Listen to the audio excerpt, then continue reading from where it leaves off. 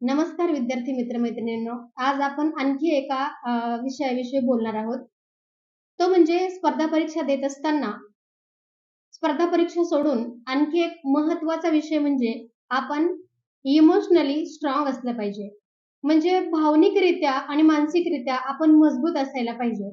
काय होतं या स्पर्धा परीक्षा देत असताना आपल्याला नेहमी ताणतणाव जाणवतो. वेगवेगळ्या प्रकारच्या स्पर्धा परीक्षा असतात. त्यावेळेस आपल्याला अनेकदा अपयश सुद्धा यामध्ये येतं आणि या सगळ्यांना सामोरं जाण्यासाठीच आपण इमोशनली स्ट्राँग असायला हवं. त्यासाठी स्वतःला नेहमी सांगायला पाहिजे, की "हो, मी बनणारच आहे, मला बनायचंच आहे आणि मी कशालाही घाबरणार नाही."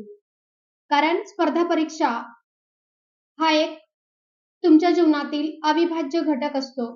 तुम्हाला तुमचं स्वतःचं आयुष्य या माध्यमातून घडवायचं असतं.